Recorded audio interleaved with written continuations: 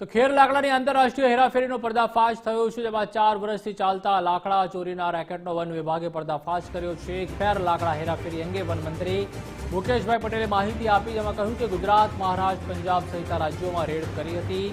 સુરતના માંડવીના જંગલમાંથી લાકડા ચોરી મધ્યપ્રદેશ લઈ જતા હતા।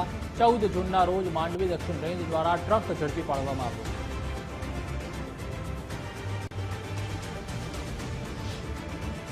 આ તમામ ખેરના લાકડાઓની આ જંગલોમાંથી ચોરી કરીને મહારાષ્ટ્ર, અલીપુર, અક્કલકુવા ત્યાંના ડેપોમાં લઈ જાય અને ત્યાંથી એની છાલ ઉતારવામાં આવે અને ત્યારબાદ હરિયાણાના કરનાલ ખાતે, આ ચિપકોલ ખાતે રત્નાગીરીની અંદર આ બધા આપણા જે ખેરના લાકડા જેની પ્રોસેસ કરીને લોકો બિસ્કિટ બનાવે, કેમિકલ રૂપમાં એને ડ્રમમાં ભરે અને આખો વિદેશમાં સપ્લાય કરે। એટલે આંતરરાષ્ટ્રીય આખું કૌભાંડ અમારા વન વિભાગે પકડી પાડ્યું છે અને એને હાલ તપાસ પણ ચાલી રહી છે।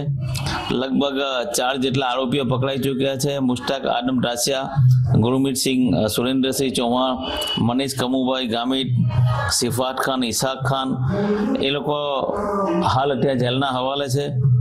પરંતુ હજુ પણ મધ્યપ્રદેશ વન વિભાગ, મહારાષ્ટ્ર વન વિભાગ, ગુજરાત વન વિભાગ, આમ દરેક સ્ટેટના વન વિભાગ આ ખેરના લાકડાની આ જે પકડાયું છે આખું રેકેટની અંદર ખૂબ ઊંડાઈથી તપાસ કરી રહી છે।